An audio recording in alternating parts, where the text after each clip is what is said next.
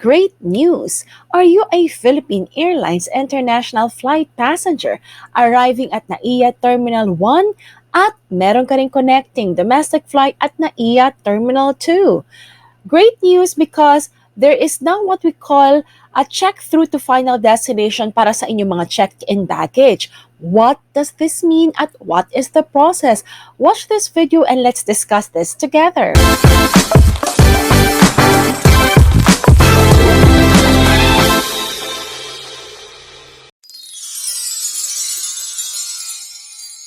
Hi travelers! Welcome back to another episode of Sagot sa iyong katanungan, aking mga kabayan. You are watching another episode of Jamey Talk TV kung saan pag-uusapan natin ang topic tungkol sa travel so that I could give answer to your travel-related questions, particularly kung kayo ay pasahero ng Philippine Airlines at meron kayong domestic flight upon arrival from your international flight. Para sa ating unang subscriber mula kay Edwin Larot, sabi niya, I have a question. If the Philippine Airlines has a transfer to NAIA 1, I have a connecting flight, Philippine Airlines in domestic flight. Do I still get my baggage to transfer to the domestic airport? Thank you. Hi Edwin Larot, kamusta na? Edwin, klaro ko lang ha, regarding your concern. So, you mean meron kang international flight with the Philippine Airlines na darating sa NAIA Terminal 1, tama ba ako? And then may connecting flight ka sa domestic flight na Philippine Airlines din ba?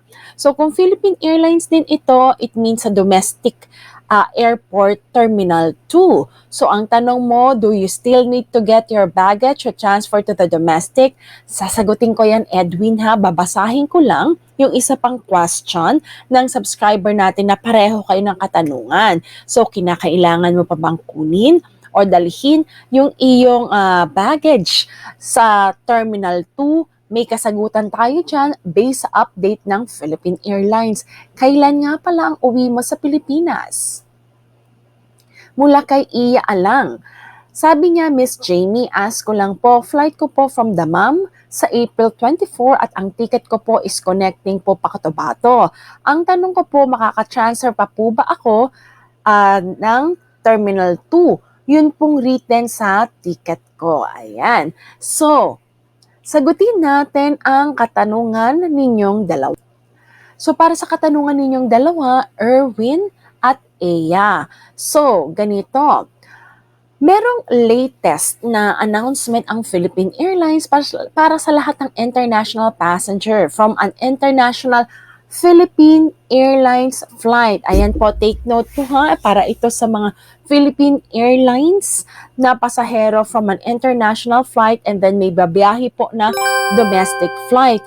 Kung sakasakali po iba ang inyong airlines pero may domestic airlines kayo sa Philippine Airlines, sa dulo po ng ating video, sasabihin ko po kung ano yung available nila ngayon. Pero for the first few parts ng ating video, sagutin ko muna ang katanungan ni Erwin at Eya. So, para sa mga travelers like Erwin and Eya na darating sa NAIA Terminal 1 at Philippine Airlines International Flight ang inyong sinasakyan, tapos may connecting kayo na domestic na flight with the Philippine Airlines also pero sa Terminal 2. So great news is this. Ang lahat ng passengers with connecting flights, hindi mo na kinakailangan dalhin physically yung checked bags mo from NAIA Terminal 1 to Terminal 2. Pero saglit lamang ha, kasi meron itong kondisyon at may proseso. Pakinggan niyo po mabuti dahil hindi ito automatic. Okay, you heard me right? Hindi ito automatic. Meron kayong mga steps, process, at conditions na kailangan ma-meet. So please watch and find out. So number 1, kung ikaw ay Philippine Airlines International passenger arriving at NAIA Terminal 1 with a connecting domestic flight sa NAIA Terminal 2. So sabi nila, hindi mo na kinakailangan na magdala. There's no need for you to carry your checked bags with you provided. Ayan yung condition po mga kabayan. Kinakailangan mo, you simply must follow the steps and you have to know the conditions. So please take note that your bags must be checked through to your final destination. So ganito po yung mga kabayan. E-explain pa natin further, pero simulan po muna natin. So, ibig sabihin, once you depart from your country of origin, kung saan sasakay ka with the Philippine Airlines International Flight, kinakailangan po, sasabihin niyo po, doon sa inyong check-in agent or ground staff na nais mo, i-checked through yung bagahe mo from international hanggang yung final destination, mga domestic flight, both with the Philippine Airlines. So, clear po tayo dyan, ha? So, kailangan sasabihan yung check-in agent na checked through. So, yan po yung terminology nila para ma-enjoy nyo itong privilege na ito. So, ano po ba yung eksaktong buong privilege na ito? Atin pong i-discuss isa-isa, and then I'll summarize it at the end so that at least it will be clear sa inyo. So, hindi mo na kinakailangan na dalhin ang iyong checked bags from Terminal 1 to Terminal 2 only if, eto po ha, so only kung masusunod nyo itong kondisyon na ito. Number 1, you are flying from an international PAL flight that arrives at NAIA Terminal 1. Ayan lang po, so we are talking about only PAL, international flights. Number 2, kinakailangan meron kang connecting domestic flight at NAIA Terminal 2. Number 3, ito po yung sinasabi natin kanina. So, kinakailangan yung once you checked in dun sa Philippine Airlines from the international airport kung saan ka, galing ka dun sa bansa kung saan ka lilipad from, punta ng Pilipinas, dapat yung term na checked through to final destination, yan po yung i-request ninyo dahil sabihin nyo from this international PAL flight, meron akong domestic flight. Ngayon, kung na-request nyo po ito upon checking in from the country of origin ninyo, so ang gagawin nyo na lang ay ganito. Pagdating nyo po sa NAIA Terminal 1, ang sabi ng Philippine Airlines, by the way, ang source po natin ay Philippine Airlines FB site nila, in-announce po nila ito last April 7.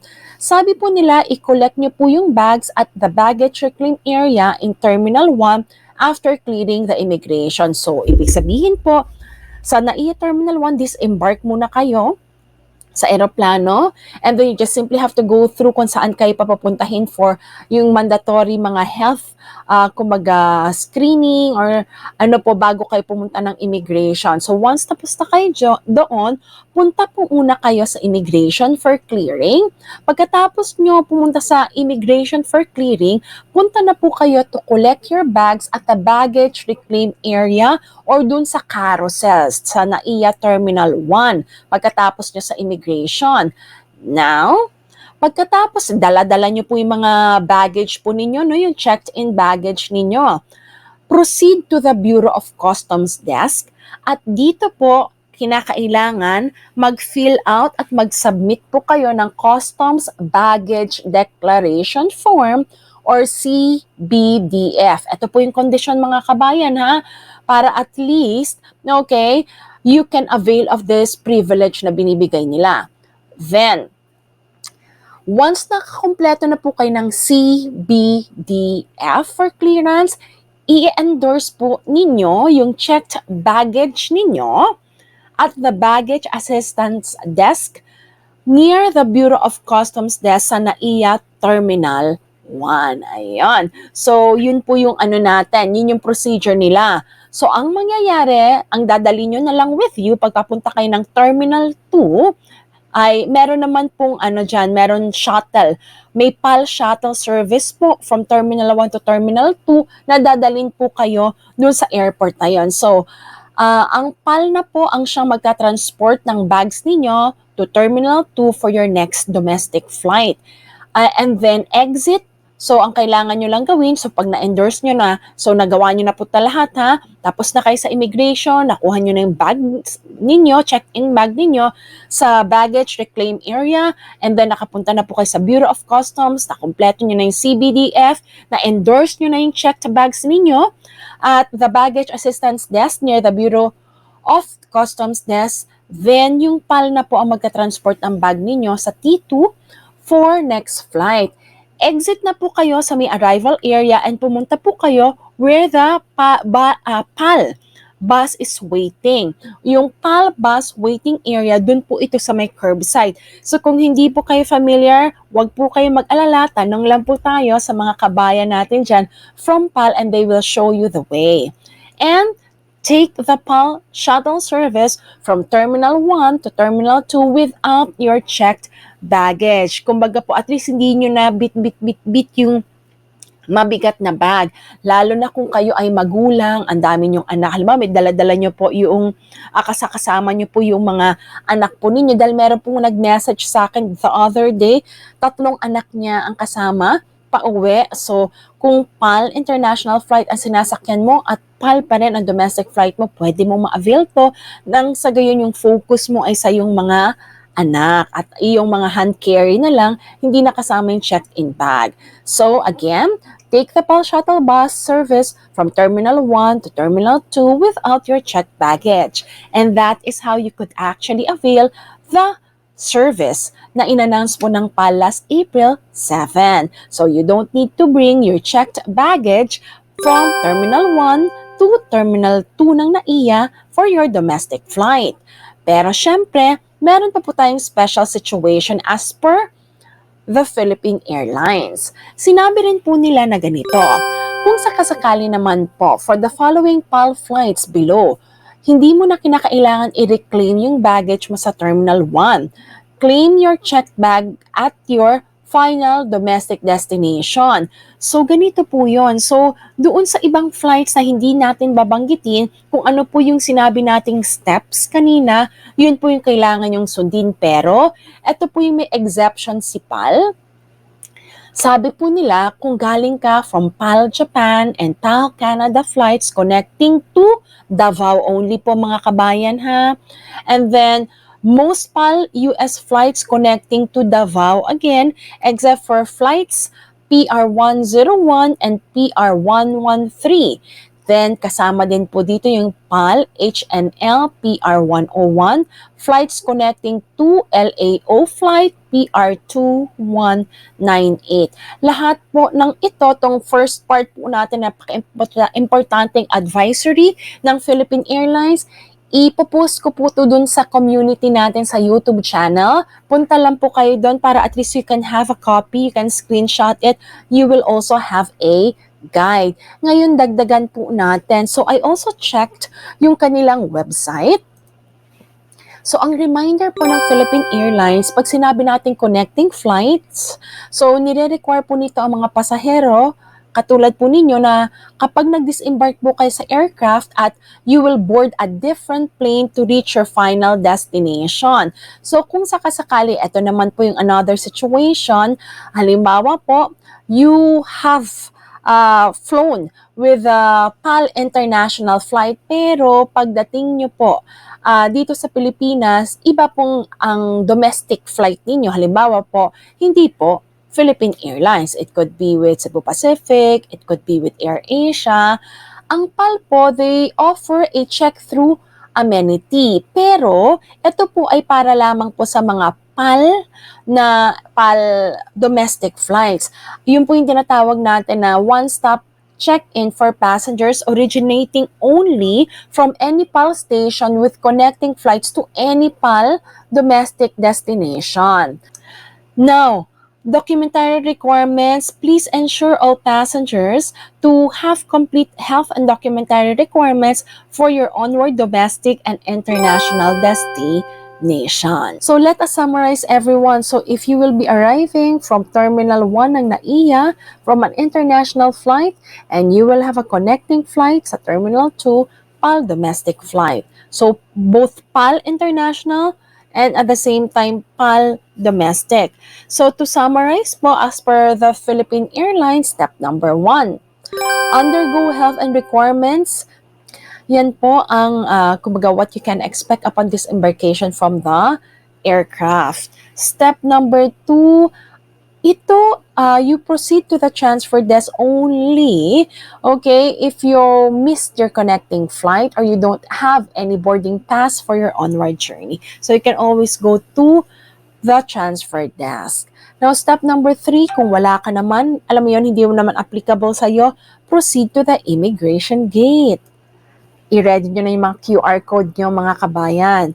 Then, step number 4, cleared ka na sa immigration, claim the baggage. So, just like what you've said, so for those who are connecting, flights to Lawag and Davao must check baggage clearance procedures with our baggage services group. Ayan. Step number 5, proceed to customs for clearance. And then step number 6, proceed to domestic transfer desk and drop off checked baggage. Ay, ito po yung kinakailangan nyong gawin bago pumunta sa Terminal 2. And then, once na na-endorse nyo na ito doon sa ating personnel who's in charge of the baggage, so you can exit step number 7 to from Terminal 1, baggage claim area, and ride the PAL bus to Terminal 2. Now, step number 8, proceed to departure area and undergo security screening. Step number 9, you can then immediately proceed after the screening to the boarding gate and await the boarding call. Ayan na po. So, hindi mo na kailangan mag-check-in ulit for the domestic flight kasi nakakonect naman siya. Ayan.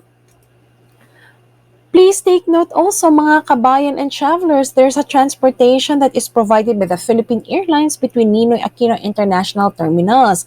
Now, ang PAL, they provide the free shuttle services to and from NAIA Terminal 1 and 2 for passengers with confirmed connecting flights operated by the Philippine Airlines, Philippine Airline Express, or a PAL airline partner. Paano nyo ma-avail ito? So to avail this service, passengers, travelers, you may approach the ground staff upon arrival in Manila. And then the NAIA free airport shuttle service is also available at the arrival curbside for passengers connecting to non-Philippine airline flight. Ayan. And last but not the least, for assistance, passengers should approach the transfer desk upon arrival in case na kailangan na. And of course, sa lahat ng mga travelers na maaring sa Philippine Airlines ka sumakay internationally, pero once na papunta ka na sa probinsya, ibang airlines na ang sinakyan mo. Please take note, the reason you cannot avail, yung tinatawag na natin na check-through, is because there is no internal terminal baggage from transfer to other airlines at this point in time. So para sa mga pasahero from other airlines with connecting PAL domestic flights, please ensure that you clear your check-in baggage with the Bureau of Customs at the international arrival area. And please bring your baggage going to the designated terminal. So, para sa ibang airlines, so hindi nakatag all throughout, kinakailangan after the baggage reclaim, di ba? So, immigration, pagtapos sa immigration, baggage reclaim, kukunin mo yung bagahe mo doon na check-in baggage mo or baggages. And then, you can now exit. Once na nakuha mo na yon, tapos ka na sa customs, so you can now exit the arrival area. And then you can proceed to the domestic airport. And that's it, mga kabayan. Yan ang update natin regarding the Philippine Airlines. So, saan man po tayo, so what are you waiting for? Click that subscribe button and notification bell so that you'll get updated every time may bago tayong video. So once again, ako po si Jamey Ailrines, ang yung Talk TV show host na nagsasabi, may God bless you, stay safe, stay healthy. See you in my next video.